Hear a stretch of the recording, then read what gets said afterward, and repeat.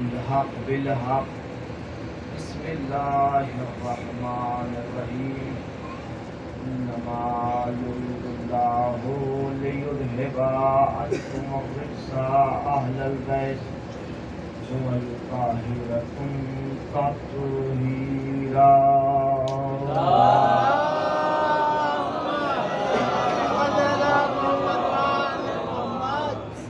ولعنة الله على أعدائهم أجمعين من يوم عذابتهم إلى قيام يوم الدين أما بعد فقد قال سبحانه وتعالى في الفرقان الحميد بسم الله الرحمن الرحيم نحن نقص عليك أحسن القصص صلوات محمد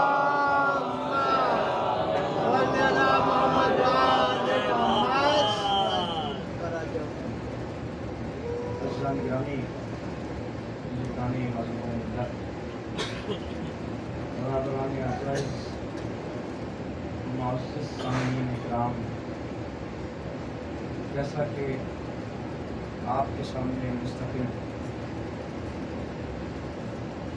پیغام فرش ادا کے عنوان سے کچھ معلومات عرض کیے جا چکے ہیں اور یہ ایسے معلومات ہیں کہ اگر کائنات ختم ہو جائے یہ معلومات ختم ہونے والے نہیں ہیں۔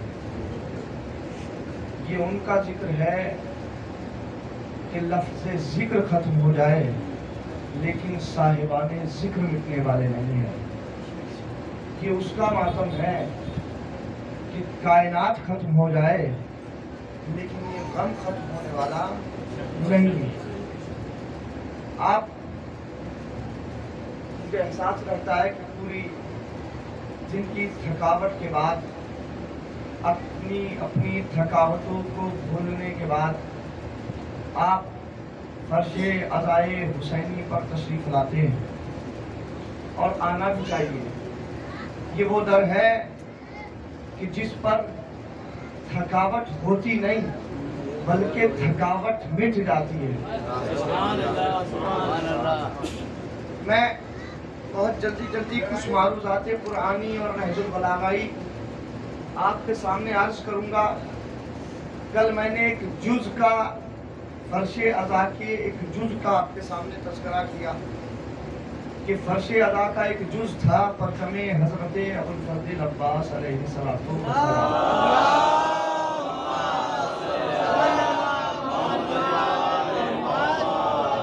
اگر آپ تھوڑا سا اور تشریف آگے لے آئیں گے تو بیچ مجلس میں مجھے کہنا نہیں پڑے گا۔ ایک سلوات پڑھے محمد والے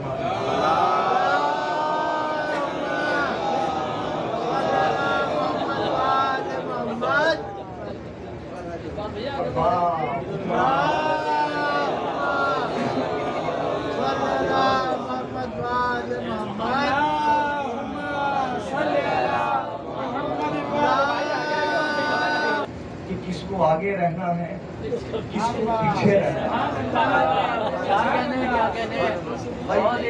کم سے کم قرآن کی تو مانو۔ میں نہیں کہوں گا کہ کون آگے آئے کون پیچھے رہے۔ آیت سنا رہا ہوں۔ السابقون السابقون اولئک المقربون، قرآن کی آیت ہے۔ جو پہلے ہوگا وہ پہلا ہوگا۔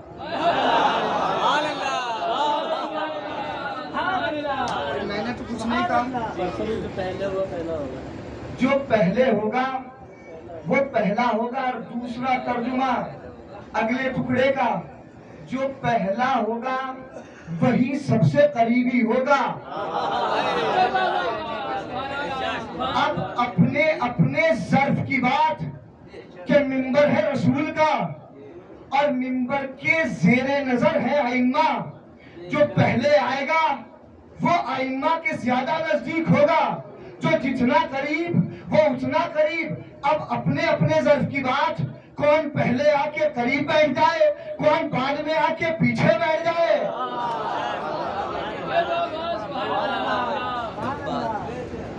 میں قرآن کی آیت سنائیے، السابقون السابقون اولئکل مقربون، کہ جو پہلے آئے گا وہ پہلا ہوگا، اور جو پہلے آئے وہ پہلے لے جائے۔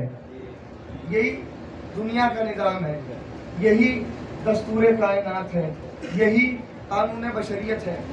جو پہلے آئے گا وہ پہلے لے جائے گا۔ اب کچھ معروضات فرش ادا سن لیجیے۔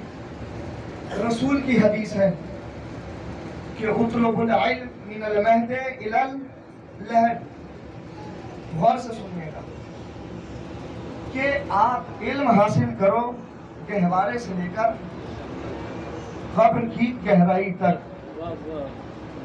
میں نے جب یہ حدیث پڑھی، سنی، آپ نے بھی سنی، فرش ادا سمجھ لیجیے کیا ہے۔ فرش ادا کے پیغامات کو لے جانا اور نشر کرنا یہ بہت بڑی بات ہے۔ کیا ہے حدیث؟ کہ علم حاصل کرو گہوارے سے قبر کی گہرائی تک۔ لیکن میں اس حدیث کو سوچتا رہا کہ رسول نے یہ کیوں کہا کہ آپ علم حاصل کرو گہوارے سے لحد تک۔ اب آپ کائنات میں ریسرچ کیجئے، جا کے گھومیے، سوشل میڈیا پہ جائیے، آپ دنیا کی کالجز، دنیا کی یونیورسٹیز، دنیا کے بڑے بڑے اسکولوں کے قانون کو پڑھیے۔ پڑھنے کے بعد وہاں آپ کو کچھ قید ملیں گی، کچھ شرط ملے گی، کچھ قاعدے ہوں گے، کچھ قانون ہوں گے۔ میں ایک اسکول میں پہنچا، ایک اسکول میں جب پہنچا تو کسی اسکول میں شرط تھی کہ بھئی بچے کا ایڈمیشن تو ہوگا لیکن 5 برس کی عمر کا ہونا ضروری ہے۔ آپ جیسے چاہیں سنیں۔ میں ایک اسکول میں دوسرے میں پہنچا کہ بھئی اس اسکول کی خاصیت یہ ہے، اس کالج کی خاصیت یہ ہے کہ اس کالج میں وہ آئے گا کہ جس نے ہائی اسکول کر لیا ہو، ہائی اسکول کیا ہوگا تو اسکول میں ایڈمیشن ہوگا۔ میں پھر ایک یونیورسٹی میں اور پہنچا، کہا بھئی اس میں ایڈمیشن کی کیا شرط ہے؟ کہ اس میں ایڈمیشن کی شرط یہ ہے کہ انسان گریجویٹ ہو تو اس میں داخلہ ہوگا۔ میں جب پہنچا پہلے اسکول میں نے کہا بھئی میرا بچہ 2 سال کا ہے، آپ ایڈمیشن لے لیجئے۔ تو ہاتھ جوڑ کے پرنسپل کہے گا سرکار مجھے معاف کیجئے، ہمارے اسکول کا قانون ہے 5 برس کے بچے سے اسٹارٹنگ ہے، 5 برس سے نیچے والے بچوں کو ہم نہیں لیتے۔ دوسرے اسکول میں پہنچا کہ بھئی میرا بچہ 8ویں کلاس پاس ہے، پلیز آپ ایڈمیشن لے لیجئے۔ کہا نہیں سرکار معاف کیجئے، ہمارے اسکول کا قانون ہے کہ آپ ہائی اسکول کیے ہوئے ہو تو ایڈمیشن ہوگا۔ میں یونیورسٹی میں پہنچ گیا، سرکار کچھ پیسے لے لیجئے، میرے بچے کا ایڈمیشن کر لیا۔ آپ کی خاموشی کو سلام، فرش ادا سمجھا رہا ہوں کہ سرکار قانون ہے، جو یونیورسٹی کا قانون ہے اس کے خلاف نہ جائیں گے۔ گریجویٹ ہوگا تو یونیورسٹی میں آپ کا داخلہ ہوگا۔ میں عالم انسان سے پوچھنا چاہتا ہوں، پوری کائنات سے پوچھنا چاہتا ہوں، اسلام سے پوچھنا چاہتا ہوں۔ رسول نے کہا کہ مہد سے لے کر لحد تک علم حاصل کرو۔ کائنات میں کوئی تو کالج دکھاؤ کہ جہاں پر بچہ بھی علم حاصل کرے، بوڑھا بھی علم حاصل کرے، جوان بھی۔ آئے پورا عالم اسلام مجھے بتائے رسول نے کہا، جو رسول نے کہہ دیا وہ ہم پر واجب ہو گیا۔ تو پوری کائنات میں تو گھوما، مجھے کوئی اسکول، کوئی کالج، کوئی یونیورسٹی نہیں ملی کہ جہاں بچہ بھی پڑھے، جوان بھی پڑھے، بوڑھا بھی ملے، لیکن ایک فرش ادا ملی کہ جہاں بچہ بھی پڑھا، جوان بھی پڑھا، بوڑھا بھی پڑھا۔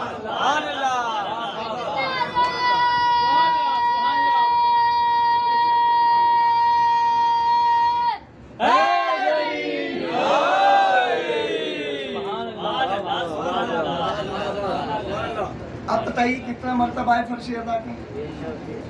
دکھائیے مجھے کائنات میں کوئی اسکول ہو کہ جس کا قاعدہ قانون نہ ہو، صرف اور صرف فرش ادا ہے کہ جس کو رسول نے فرمایا۔ اور کیا آپ نے کہ مہد سے لے کر جھولے سے لے کر لحد تک علم حاصل کرو۔ کائنات میں مجھے صرف ادادار ملے کہ بچہ پیدا ہوا، ماں نے آغوش میں اٹھایا، مجلس میں آ گئی،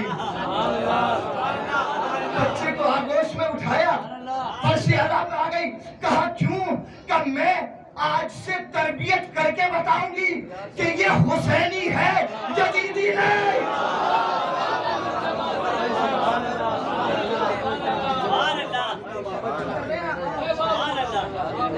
کوئی اسکول دکھا دیں آپ مجھے، کوئی فرش اعلیٰ، کوئی بھی ایک جیسی فرش اعلیٰ دکھا دیں، کوئی بوڑھا جا کے 80 برس کا بوڑھا جا کے کہے کہ میں یونیورسٹی میں پڑھنا چاہتا ہوں، بتائیے ایڈمیشن ہوگا؟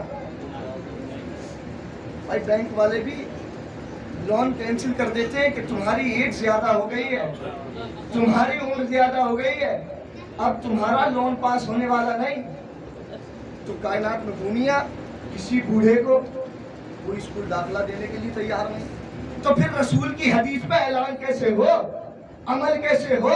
قرآن نے تو کہہ دیا آپ علم حاصل کرو، تو واحد فرش اعلیٰ ملی کہ جہاں پر بوڑھے نے عصا کا سہارا لیا، بوڑھے نے عصا کا سہارا لیا اور آنے کے بعد بتایا یہ حبیب ابن مظاہر کے ماننے والے ہیں۔ کوئی اور ہو تو دکھاؤ آپ۔ کربلا اور فرش اعلیٰ اتنی بڑی عظیم جگہ ہے، اتنا معیار بلند ہے اس کا۔ اور میں نے کل بھی آیت پڑھی تھی سورہ یوسف کی آیت نمبر 3، مجھے یقین ہے کہ آپ نے جا کے توجہ کی، دیکھی ہوگی۔ کبھی سوچا آپ نے کربلا مرچی کیوں نہیں؟ کربلا کو ختم کرنے کی کوشش کی گئی ہے، اور ایسے ختم کرنے کی کوشش کی گئی ہے کہ ایسی ایسی پابندیاں کہ عقل حیران ہو جائے، عقل سمجھ نہ پائے۔ انسان اگر سوتے ہوئے اس خواب کو دیکھ لے تو خواب میں لرز جائے، ایسی ایسی سزا دی گئی ہے۔ کربلا ختم کیوں نہیں ہوتی؟ اور یہ سب سے اچھی داستان کیوں ہے؟ بھائی آپ انصاف سے بتائیے، جو بچے اسکول جاتے ہیں، جو نوجوان کالجز یا یونیورسٹی جاتے ہیں، آپ نے اگر کوئی کتاب پڑھ لی، آپ توجہ چاہ رہا ہوں، میں بہت آہستہ سے پڑھ رہا ہوں، لیکن آہستہ سے سننے کی اجازت نہیں، کیونکہ جو مہم بات ہوتی ہے وہ کان میں کہی جاتی ہے۔ تو کیا ہے بھائی، جب کوئی بچہ کوئی کتاب پڑھے گا، پہلی کلاس میں گیا کتاب پڑھی، دوسری میں جا کر پہلی کلاس کی کتاب کو ہاتھ نہیں لگائے گا۔ کہا کیوں؟ کہ یہ پرانی ہو گئی، اب میرا ذوق نہیں رہا کہ میں اس کو پڑھوں۔ جب دوسری میں جائے گا، جب تیسری میں جائے گا تو دوسری کلاس کی کتابوں کو ہاتھ نہیں لگائے گا۔ کہ بھائی کیوں نہیں پڑھ رہے؟ کہ ردی ہو گئی، میرے کسی کام کی نہیں رہی، جس کو چاہو دے دو۔ جب چوتھی میں جائے گا تو تیسری، دوسری اور پہلی کی کتابوں کو ہاتھ نہیں لگائے گا۔ کہا بھائی کیوں؟ کہ میرے کسی کام کی نہیں، مجھے پڑھنا تھا، پڑھ لیا، اور پڑھنے کے بعد یاد رہے یا نہ رہے۔ بچے کی فطرت یہ ہے کہ عام کتابوں کو وہ پڑھنے کے بعد دوبارہ نہ اٹھائے گا، لیکن کائنات میں مجھے دو چیزیں ملی، کائنات میں مجھے دو چیزیں ملی، یا قرآن ملا یا کربلا ملی، کہ جتنی دفعہ پڑھواؤ نہیں لگتی ہے۔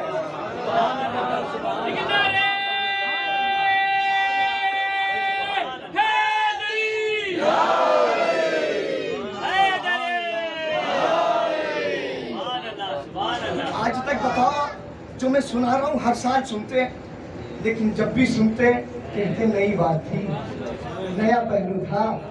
تو اس کا مطلب تو یہ ہوا کربلا کوئی عام داستان نہیں، کربلا بہت عمدہ داستان ہے۔ کہ کیسے؟ کربلا کا پیغام ایسا ہے کہ جو ہر سال اپڈیٹ ہو کے لوگوں کے سامنے آتا ہے، اور اس اپڈیٹنگ کے بعد حق بڑھتا جاتا ہے، گھٹتا نہیں جاتا۔ یزیدیت دبتی جاتی ہے، ابھرتی نہیں جاتی۔ اور یہ پیغام ایسا ہے جو سدا کہہ رہا تھا یزید مرد آباد، حسین زندہ باد۔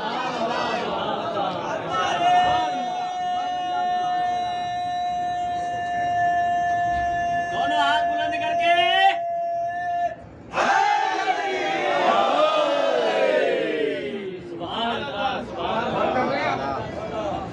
بھائی کربلا کیوں نہیں مٹ رہی؟ جتنے ڈالرز، کتنے پاؤنڈز، کتنا روپیہ اور کتنا گولڈ خرچ ہو رہا ہے کہ عزاداری ختم ہو جائے، کبھی کیوں ختم نہیں ہو رہی؟ آپ قرآن سے پوچھتے ہیں کیوں ختم نہیں ہو رہی؟ اور کیوں سب سے اچھی داستان ہے کہ بھئی دنیا میں ہر ایجوکیشن کا ایک قانون پایا جاتا ہے۔ کا قانون کیا ہے؟ کہ اچھی تقریر، اچھی خطابت، اچھی کتابت اور اچھی کتاب کی کوالٹی یہ ہے، اچھی تقریر، اچھی خطابت، اچھی کتابت اور اچھی کتاب کی کوالٹی یہ ہے کہ اس پوری کتاب کو 2 یا 3 جملوں میں سمیٹ کر لوگوں کے سامنے بیان کر دیا جائے۔ مثلا میں تقریر کر رہا ہوں 1 گھنٹے کی، باہر جانے کے بعد اگر آپ سے کوئی پوچھے کہ مولانا نے کیا کہا، 2 یا 3 لفظوں میں بتائیں۔ اگر آپ میری تقریر کو 2 یا 3 جملوں میں بیان کر جائیں تو اس کا مطلب ہے کہ اچھی تقریر تھی۔ کتاب کو پڑھنے کے بعد آپ سے کہے کہ اس کتاب کو صرف 1 یا 2 جملوں میں بیان کر دیا جائے اور آپ یا لکھنے والا اس کو 1 یا 2 جملوں میں بیان کر دے تو اس کا مطلب یہ ہے کہ وہ اچھی کتاب ہے۔ اچھی خطابت کا مطلب یہ ہے کہ کوئی اسپیچ دی جائے اور دینے کے بعد مولانا سے کہا جائے کہ مولانا 2 یا 3 لفظوں میں خلاصہ ہمیں بتا دیا جائے کہ اس کا خلاصہ کیا تھا۔ تو اگر خلاصہ بتا دیا جائے تو اچھی تقریر تھی۔ تو پس قانون کیا ہوا؟ اچھی کتاب، اچھے خطاب اور اچھی تقریر کا قانون یہ ہے کہ وہ سمٹ کر چھوٹی سی ہو جائے، سمٹ کر چھوٹی سی ہو جائے۔ بحر قرآن، بحر نہج البلاغہ، بحر خدا، بحر جناب امیر، اللہ نے کیا کہا کہ نبی تم کہو کہ جو کچھ آسمان کے سارے صحیفوں میں تھا وہ میں نے 4 کتابوں میں سمیٹا، جو 4 کتابوں میں سمیٹا اسے قرآن میں سمیٹا، جو قرآن میں سمیٹا اس کو سورہ حمد میں سمیٹا، جس کو سورہ حمد میں سمیٹا اس کو بسم اللہ میں سمیٹا، جس کو بسم اللہ میں سمیٹا اس کو نقطے میں سمیٹا، جس کو نقطے میں سمیٹا اس کو اٹھا کر بتایا یہ علی پوری قرآن۔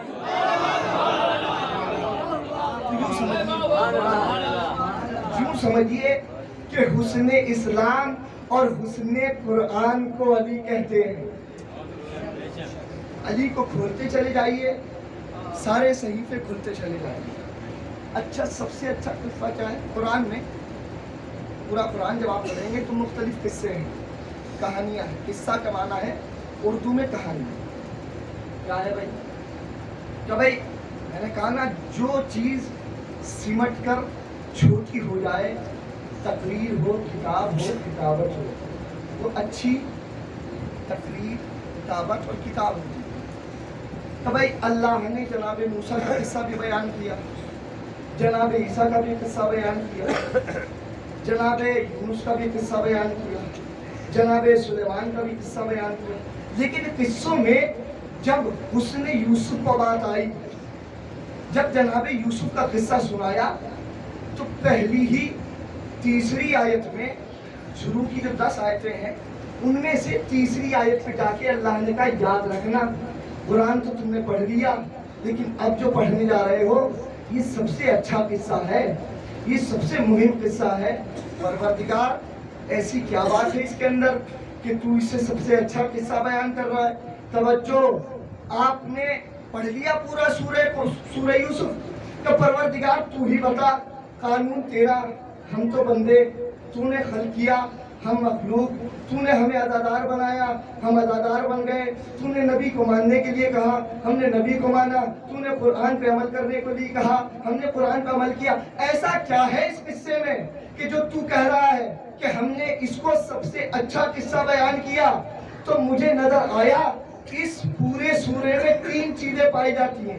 اگر پورے سورہ یوسف کو نچوڑا جائے تو 3 جملوں میں پورا سورہ یوسف کا وہ کیا کہ پہلا حسن، دوسرا عشق، پہلا حسن، دوسرا عشق، تیسرا آنسو۔ توجہ، پہلا حسن، دوسرا محبت، تیسرا آنسو. 3 لفظ میں پورا سورہ یوسف سمجھ گیا. کہ کیسے؟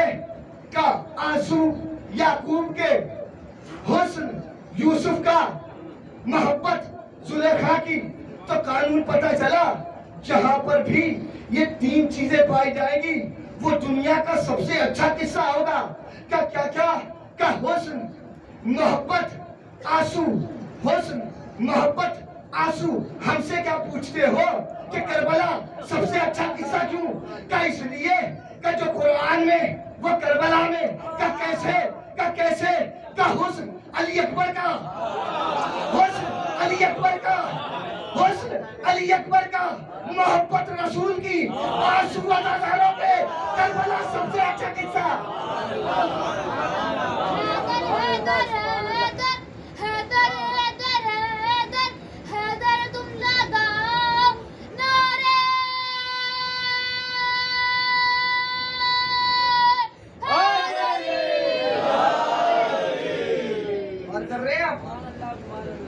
اللہ نے قانون بنایا، قانون بنانے کے بعد ہمیں دیا، دینے کے بعد کا یاد رکھنا جہاں یہ 3 چیزیں پائی جائیں گی وہ دنیا کا سب سے اچھا قصہ. اب جب دنیا کا سب سے اچھا قصہ ہے تو جتنی دفعہ پڑھو گے اتنا لطف آئے گا، جتنی دقت سے پڑھو گے اتنا لطف آئے گا. آپ سمجھتے ہیں نا کہ کربلا کا ایک سلوات پڑھے محمد والے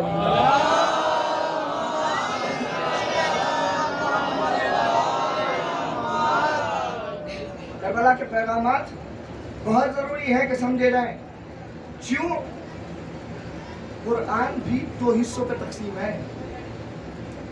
یا ایک سلوات پڑھے محمد والے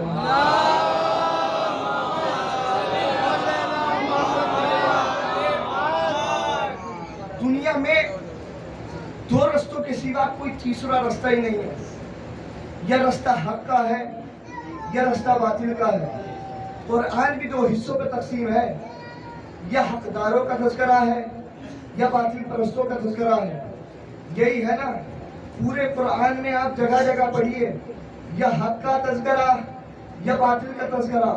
اور نتیجہ یہ دیا کہ حق سربلند تھا، سربلند ہے، سربلند رہے گا.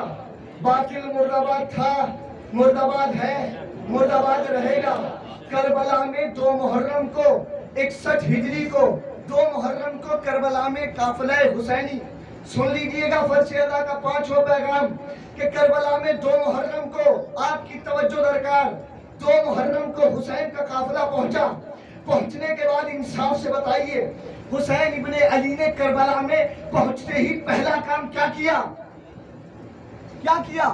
تاریخ نے سنہرے الفاظ پہ لکھا کہ حسین ابن علی نے سرزمین کربلا پر قدم رکھتے ہی زمین خریدی. کا ٹھیک جب یزید کا قافلہ پہنچا، انصاف سے بتائیے یزید کے قافلے نے پہلا کام کربلا کی زمین پہ کیا کیا؟ کہ کچھ نہیں کیا.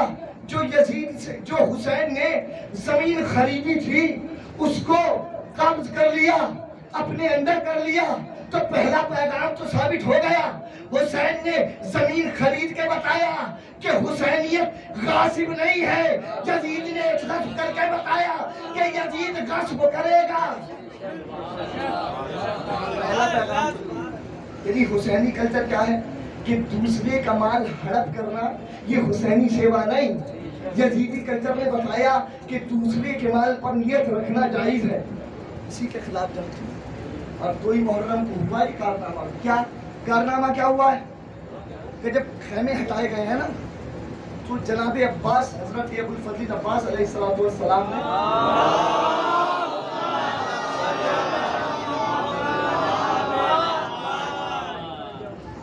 مولا عباس کی فضیلتیں کبھی ایسے بھی سنیے. کیا کیا ہے جب خیز میں آئے ہیں کہ جب خیمے ہٹا لو تو کیا کہا؟ خط کھینچ دیا. خط کھینچ کے کہا کسی کی ماں نے دودھ پلایا تو ادھر آ کے دکھائے، ادھر آ کے دکھائے. یہ خط یزیدیوں کے لیے نہیں تھا. کبھی آپ سمجھیں کہ صرف یزیدیوں کے لیے تھا. حسین ابن علی کے نوجوان بھائی نے کربلا میں خط کھینچا اور خط کھینچ کر بتایا قیامت تک یزیدی ادھر رہے گا، حسینی ادھر رہے گا۔ یہ کربلا میں فقط کربلا کے لیے نہیں تھا کہ حسینی ادھر یزیدی ادھر۔ کیا کہا والا پاس ہے؟ کیا کسی میں ضرورت ہے تو آ کے نکاؤ۔ یزید یہ سمجھ رہا تھا، یہ 9 لاکھ کا لشکر یہ سمجھ رہا تھا کہ ہم جیت گئے، ہم ان 72 کو مار دیں گے، قتل کر دیں گے اور اپنے فتح کا اعلان کر دیں گے۔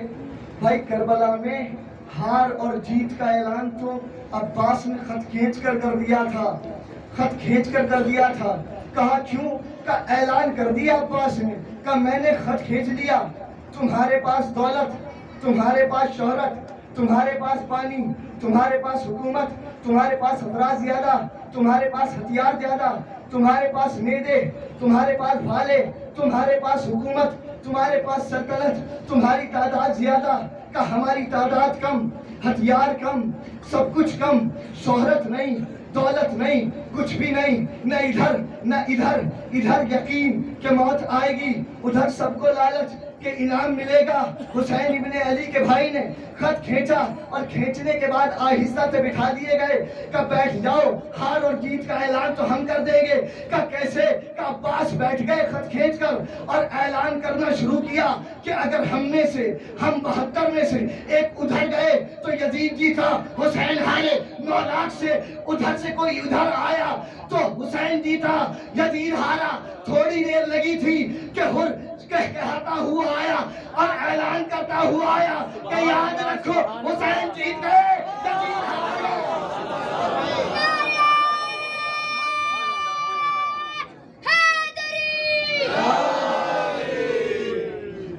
عاشور کا تو بہت دور کا پیارا حسین کے بھائی نے 2 محرم کو خط کھینچ کر بتا دیا کہ کون جیتا کون ہارا۔ کبھی غور کیا آپ نے؟ مصائب تو آپ سنتے رہتے، کبھی مصائبوں میں فضیلتیں تلاش کی؟ انصاف سے بتائیے، انصاف سے بتائیے۔ سوال ہے تو جواب دیتے جائیے گا۔ یزید کا مطالبہ کیا تھا؟ یزید کیا چاہ رہا تھا؟ یزید کا مطالبہ یہ تھا حسین ابن علی سے، میں نے کہا نا پیغام فرش اعلیٰ، بیعت کر لے حسین ابن علی، بیعت کر لے، یہی مطالبہ تھا۔ دیکھو کہ معجزہ حسین ابن علی کا، جانو کہ حسین ابن علی کا معجزہ کتنا بڑا ہے۔ پوری کائنات اس نے لگا دی کہ حسین بیعت کر لے۔ بیعت کے معنی کر دوں تاکہ بچے سمجھ جائیں۔ بیعت کہتے ہیں کسی کے ہاتھ پر ہاتھ رکھ کر اس کی حکومت کو قبول کر لینا۔ یزید نے پوری کائنات لگا دی کہ حسین بیعت کر لے، حسین بیعت کر لے۔ حسین نے اعلان شروع کیا کہ میں اس کا بیٹا ہوں، میں اس کا بیٹا ہوں کہ جس نے نقل بیعت کی تھی۔ اور یہ جملہ عمر سعد نے خود کربلا میں کہا کہ بھول جا یزید کہ حسین سے بیعت لے یا سر کٹوا لے، حسین اس کا بیٹا ہے، حسین کی رگوں میں علی کا خون ہے۔ تو اس جملے سے پتہ چلا کہ نہ علی نے بیعت کی تھی نہ حسین بیعت کرے گا۔ مطالبہ کیا تھا؟ کہ بیعت کر لے حسین ابن علی۔ اب انصاف سے بتائیے 10 محرم کو کیا ہوا؟ کہ حسین ابن علی قتل ہو گئے نا۔ اب بتائیے جسم کہاں تھا اور سر کہاں تھا؟ سر لوگ کے سینہ پہ تھا اور بدن کہاں تھا؟ یزید کو کیا چیز چاہیے تھی؟ ہاتھ پر ہاتھ چاہیے تھا۔ تو یزید کو سر کی بجائے کیا کرنا چاہیے؟ ہاتھ لے کر دربار میں بلوانا چاہیے تھا، دربار میں بلوانا چاہیے تھا اور بلوا کے حسین ابن علی کی جنازے سے، لاشی سے ہاتھ کو اٹھاتا اور اٹھانے کے بعد اپنے ہاتھ پر ہاتھ رکھتا اور رکھوانے کے بعد اعلان کرواتا، سوشل میڈیا کو بلواتا اور بلوانے کے بعد کہتا دیکھو جو میں نے چاہا وہ مجھے مل گیا۔ لیکن حسین ابن علی کا کسی جھوٹی سے جھوٹی تاریخ میں نہیں لکھا، سب نے لکھا کہ سر تو گیا بدن نہ گیا، سر تو گیا ہاتھ نہ گیا۔ یزید کتنا اغنا عقل تھا، حسین کا سر تو لے گیا ہاتھ چھوڑ گیا۔ حسین نے بتایا کہ دیکھو جب بھی کوئی حق والا حق کی راہ میں نکلے گا باطل والا چاہے جتنا یزید ہو، چاہے جتنا مالدار ہو، جتنا شہرت والا ہو، اسی لیے تو خواجہ نے کہا سرداد نداد دست در دست یزید حقا کے بنا لا الہ سے، کہ حسین نے سر دیا ہاتھ نہ دیا تو قیامت تک اعلان کیا کہ حق والا باطل والے کے نہ ہاتھ دیتا تھا، نہ ہاتھ میں ہاتھ دے گا اور نہ ہاتھ میں ہاتھ رکھے گا۔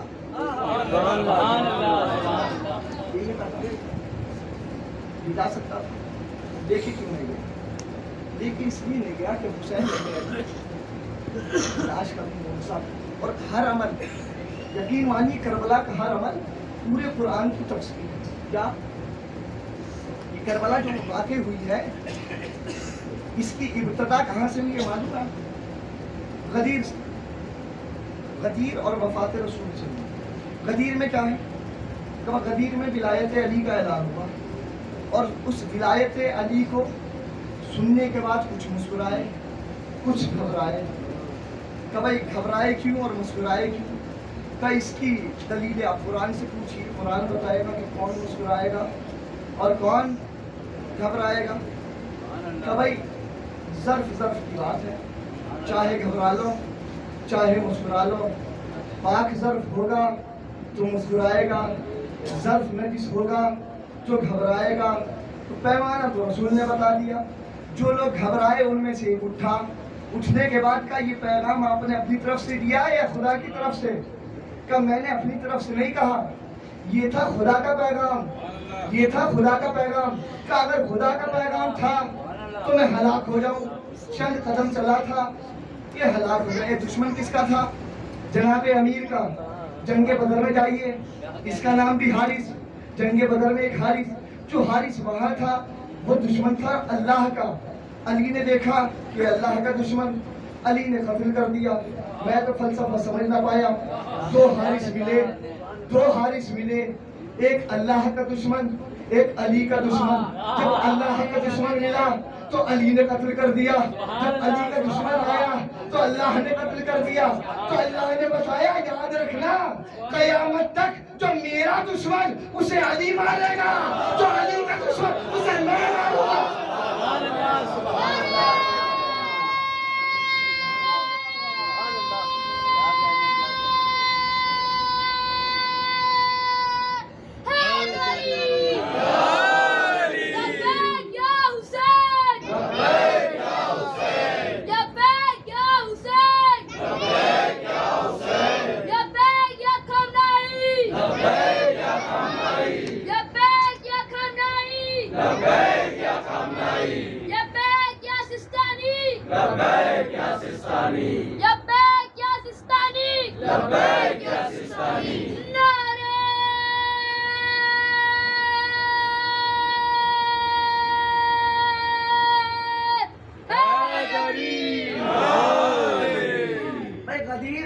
ابتدا ہے، انتہا ہے کربلا۔ تو یہ جو جتنی بھی قربانی دی گئی ہے صرف ولایت علی کی خاطر دی گئی ہے، چاہے وہ صدیقہ کی شہادت ہو، امام حسن کی شہادت ہو، امام حسین کی شہادت ہو۔ کربلا سے کوفہ اور کوفے سے شام ایک خطرہ سنیں، کیا انصاف سے بتائیے دنیا کی ہر تاریخ میں کیا لکھا؟ حسین کا سر نو کے سینہ پہ گیا، نو کے سینہ پہ گیا، اور نو کے سینہ پہ کیا کر رہا تھا حسین ابن علی کا سر؟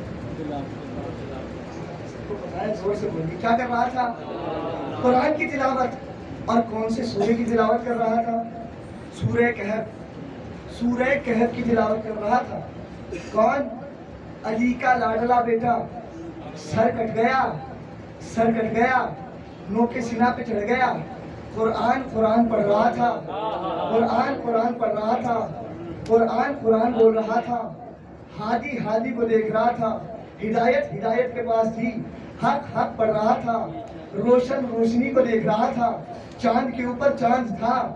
جب لب حسین پر سورہ کہف آیا، انصاف سے بتائیے گا کبھی سوچا قرآن کے اندر 114 سورے ہیں، چھوٹے سے چھوٹا سورہ، بڑے سے بڑا سورہ، کہیں پر سورہ ہم، کہیں پر سورہ کوثر، کہیں پر سورہ آل عمران، کہیں پر سورہ آل عمران،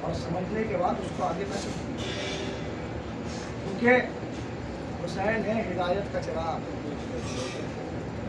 اور چراغ کی ایک خاصیت ہے کہ چراغ جب بھی جلے گا تو روشنی دے گا، چراغ جب بھی جلے گا تو روشنی دے گا، اور کائنات میں کوئی انسان ایسا نہیں کہ جس کو روشنی پسند نہ ہو، جس کو چراغ پسند نہ ہو، لیکن کائنات میں مجھے کچھ ایسے بھی افراد ملے کہ جنہیں روشنی پسند نہیں، جنہیں چراغ پسند نہیں۔ کہ بھائی وہ کون افراد ہیں؟ کہ وہ افراد ہیں چور، وہ افراد ہیں چور۔ کہ بھائی چوروں کو روشنی ہضم نہیں ہوتی، کہ کیوں؟ کہ اس لیے روشنی کا کام ہے شے کو دکھا دینا، چہرے کو روشن کر دینا، اور چور کبھی نہیں چاہتا کہ اس کا چہرہ سامنے آ جائے۔ چور جب بھی چوری کرے گا اندھیرے میں کرے گا، روشنی میں چوری پسند نہیں۔ اس کائنات میں چور ہی ہے، اور ایسے چور کائنات میں سدا بہار ہیں، گزرتے رہے ہیں، اور نہ سمجھے اب نہیں ہے۔ چوروں کی کیفیت بدل گئی ہے، فطرت نہیں بدلی، فطرت نہیں بدلتی ہے، کیفیت بدلتی ہے۔ اور یہی پیغام کربلا تھا، پیغام فرش ادا، کہ ہم کو ہدایت کے چراغ جلانے ہیں، اور جب روشنی نکلے گی تو ہمیں پہچاننا ہے کون اپنا ہے کون پرا۔ یہ سب سے بڑا درس ہے، اور اسی لیے یہ کربلا کا واقعہ ہوا کہ مسلسل آپ بچوں میں سن رہے ہیں، دیکھ رہے ہیں اور دیکھتے رہیں گے۔ آپ کے سینوں کو خدا سلامت رکھے، آپ کی گودوں کو ہمیشہ آباد رکھے، اس کے صدقے میں کہ جس کی خود کی گود میں ہوگی۔ آپ کے گھروں کو خدا شاد رکھے، پروردگار اس گھر کے صدقے میں کہ جس نے اپنا پورا گھر اجاڑ دیا۔ پروردگار ان جوانوں کو صحت و سلامتی دے اس کے صدقے میں کہ جس نے اپنے 18 برس کے جوان پیدا کر دیا۔ جزاکم ربکم خیر الجزا۔ آپ کے آنسو آپ کی آنکھوں سے رواں ہو گئے۔ یقین جانیے ایک بیوی بھی یہاں بیٹھی ہے، اور وہ بیٹھ کے ہر عزادار کے نکلتے ہوئے آنسوؤں سے کہتی ہے، آؤ ذرا میرے رومال میں جگہ دے دو، میرے حسین کے جسم بہت زخم ہے، میرے حسین کے جسم پر بہت زخم ہے۔ عزاداروں، آپ نے کل ایک جوان کا تذکرہ سنا تھا جس کا نام تھا عباس، قمر بنی ہاشم، لیکن یقین جانے آپ ایک چاند ایسا بھی تھا، ایک جوان ایسا بھی تھا کہ جس کے مرنے پر حسین نے پتہ ہے کیا کہا؟ اکبر تیرے مرنے سے میری آنکھوں کی بینائی چلی گئی۔ جزاکم ربکم خیر الجزا۔ آپ محبت حسین علی اکبر سے دیکھنا چاہیے کتنی تھی۔ جب یہ قافلہ لٹ کے چلا ہے نا کوفے اور شام کی سمت، قافلے کے دوران میں رات جب ہوتی تھی، عزیزوں سن لیجیے حسین کو اکبر سے کتنی محبت تھی، اور یہ اکبر وہ ہے کہ تم حسین بچ میں رویا کرتے تھے نا، کب بھائی کس لیے روتے ہو؟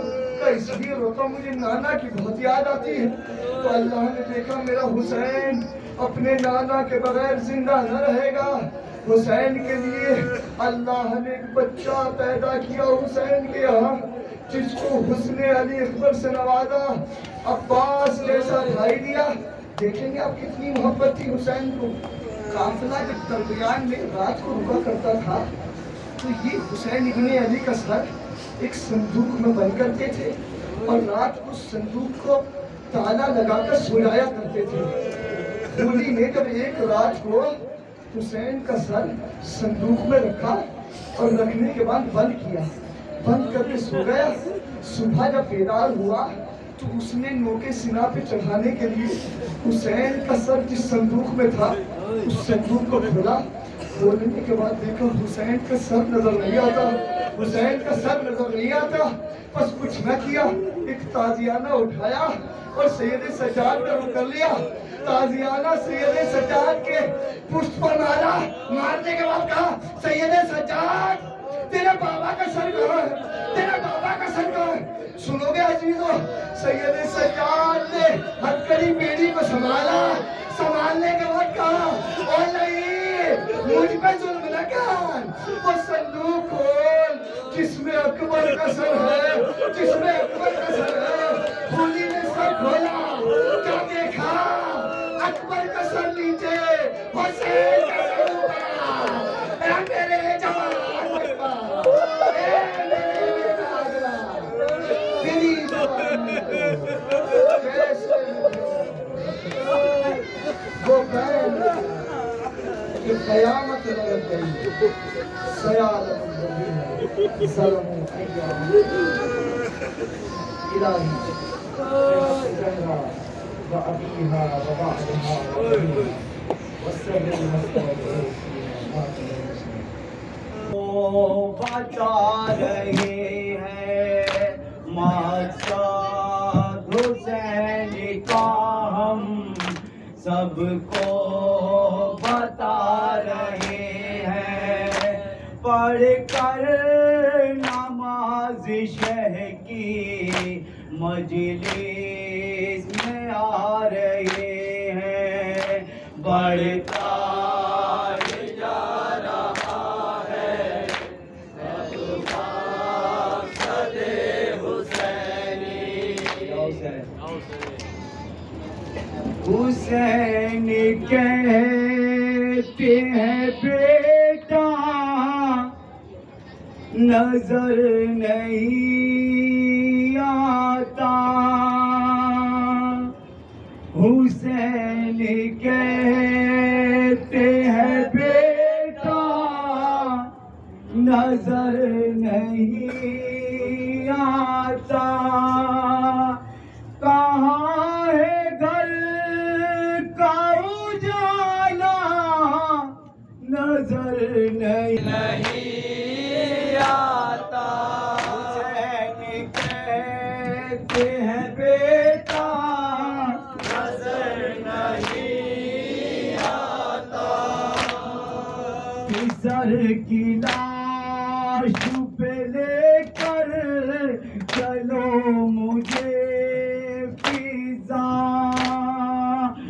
سر کی لاش پہ لے کر چلو مجھے فضا، سر کی لاش پہ لے کر چلو مجھے فضا، کہاں ہے یہ لیلا یہ خیمہ نظر نہیں آتا، حسین کہتے ہیں بیٹا نظر نہیں آتا، میں کب سے ٹھوکر کھاتا ہوں اے علی اکبر، میں کب سے ٹھوکر کھاتا ہوں اے علی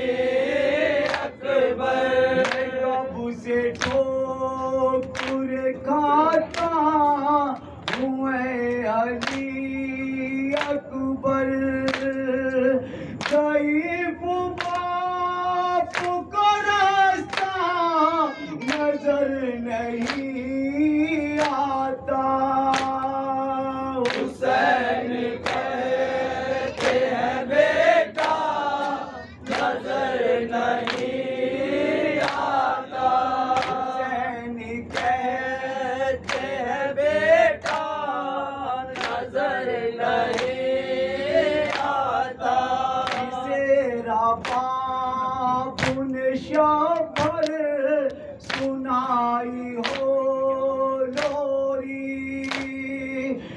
تیرا باپ نے شبر سنائی ہو لوری، تیرا باپ نے شبر سنائی ہو لوری، وہ آج پھول سب اچھا نظر نہیں آتا، حسین کہتے ہیں بیٹا نظر نہیں آتا، حسین کہتے ہیں بیٹا نظر